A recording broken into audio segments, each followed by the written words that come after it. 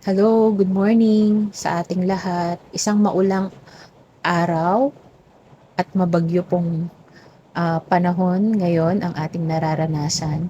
Subalit, ang puso po natin ay nag-uumapaw na gusto po natin siyempre, una, papurihan ng Panginoon kahit ano pong klaseng panahon meron. At ito nga yung panahon na ang sarap talagang manalangin at saka talagang umawit ng papuri sa Panginoon. So, ngayon ko lang 'to gagawin. I was challenged by Ed a long time ago. Chinallenge niya ako ni Ed. Sabi niya sa akin ah, na mag-share ako dito publicly sa Facebook. So, during those time, parang wala pa akong lakas ng loob. I can share anywhere but not in Facebook.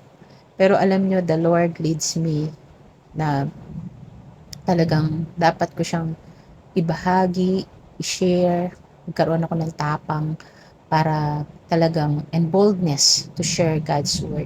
Hindi lang po sa mga taong nakikita ko, nahahawakan ko, or nakakasalamuha ko, kundi maging sa mga iba't ibang dako, nasa ibang bansa man, o nasa ibang lugar, ay ma-reach po natin sila ng salita ng Panginoon. Isa sa pinaka ah, binasa ko ngayong umaga ay yung sa Mateo chapter 8 verse 23 hanggang 27. By the way, Edna, challenge accepted today. So long time ago na, no? So sorry, ngayon ko lang tinanggap yung challenge mo para sa akin. Pero for the glory of God, kaya natin to gagawin. Sabi po sa Mateo chapter 8 verse 23, sumakay si Jesus sa bangka kasama ang kanyang mga alagad. Bumugso sa lawang isang malakas na unos at halos matabunan ng mga alon ng bangka. Ngunit natutulog noon si Jesus. Kaya't nilapitan siya ng mga alagad at ginising. Panginoon, tulungan niyo kami. Sabi nila, lulubog tayo. At sinabi niya sa kanila, ano't kayo natatakot? Napakaliit naman ang pananalig ninyo. Bumangon siya, sinaway ang hangin at ang dagat at tumahimik ang mga ito. Namangha silang lahat ang sabi, anong tao ito? Kahit ang hangin at ang dagat ay tumatalim sa kanya. Pwede po bang na sa araw na ito, maaaring sabihin natin na si Jesus ay nasa atin at alam natin na kilala natin ng Diyos at nandyan lang siya at lagi natin sinasabi that God is with us. Pero pagka dumarating yung malakas na unos, which is ihalin tulad natin sa mga problema, suliranin sa buhay natin, sobrang lakas. Sabi nga na halos matabunan na ng alon yung bangka. Na halos talagang hindi mo na makaya at nandoon na nagkakaroon ka ng takot, nagkakaroon ka ng anxiety, depression, because of yun, grabeng problema na sumasakop sa'yo, pero naiisip mo, naririnig ba ako ng Diyos? Kasi sabi dito, natutulog ang Diyos. No? Kaya ang ginawa ng mga alagad, ginising ang Panginoong Jesus. Inistorbo pa. No? Samantalang si Jesus, tulog na tulog, at talagang panatag na panatag yung kanyang kalooban kahit ang halos matabunan na yung ng alon yung bangka. Pero si Jesus Christ, napakakampante niya. Kaya sabi niya, no, nilapitan siya ng mga alagad. Sabi, Panginoon, tulungan niyo po kami. Sabi nila, lulubog po tayo. So, minsan we ask God na, Panginoon, help me. Hindi ko na kaya. Lubog na talaga ako sa problema, sa suliranin ko. Panginoon. Pero nagising si Jesus at sinabi niya, bakit kayo natatakot? No? Minsan, talaga, bakit kayo natatakot? Bumangon siya pagkatapos anong ginawa niya. Hindi lang yun, sabi niya pa, napakaliit naman nung pananalig ninyo, sabi niya. At sinaway niya yung hangin at ang dagat. Sinabi niya, tumahimik ka dagat, no, pumayapa ka alon, at sumunod nga ito sa kanya. Kaya yung mga alagad na mangha sa kanyang ginawa. Alam niyo, habang binabasa ko to, tuwang-tuwa ako kasi, no, kasi sabi ng Bible, no, kailangan magkaroon tayo ng maliit na pananampalataya, kahit na maliit lang na pananampalataya, na kasing liit ng butil ng mustasa, kaya nating mapalipat yung bundok, no, kung saan man natin gustuhin, sa dagat man, no, nire-record tayo ng maliit na pananampalataya, pero minsan di natin kayang ibigay. Kaya nga dito, sabi ng Panginoon, Ang liit naman, napakaliit naman ng pananalig ninyo, napakaliit naman ng pananampalataya ninyo. Tapos bumangon na si God, si Jesus. At ang sabi niya, tumahimik ka. Alam nyo, parang yung puso ko lumundag. Minsan kasi, yung faith natin na maliit na, lalo pang lumiliit, nangangalahati pa sa butil ng mustasa.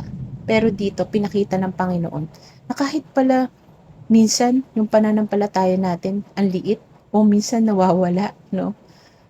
Si Lord, a-answer pa rin niya yung prayer natin, yung desire ng heart natin, lalo na nakikita niya natatakot yung mga alagad.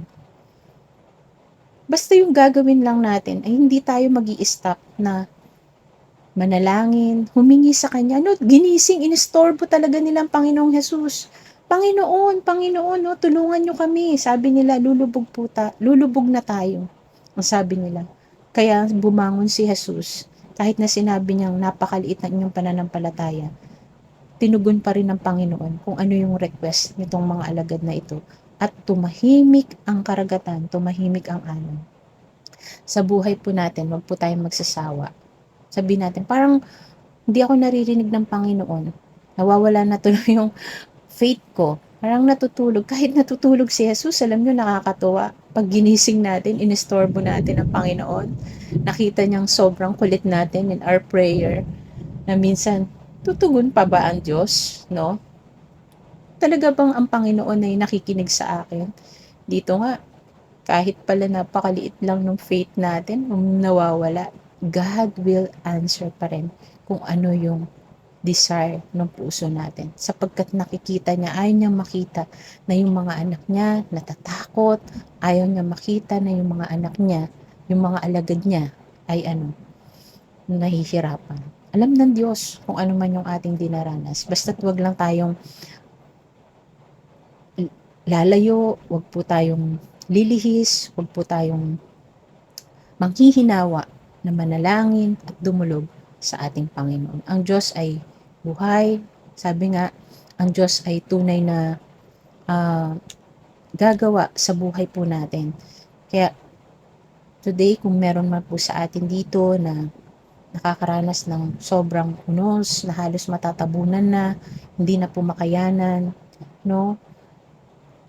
Huwag po tayong magsawa. Everyday, dumulog po tayo sa Panginoon. Gisingin natin ng Diyos, ang puso niya, no? I-touch natin, na makita natin na gumagalaw ang kamay ng Panginoon. God is a miracle working God.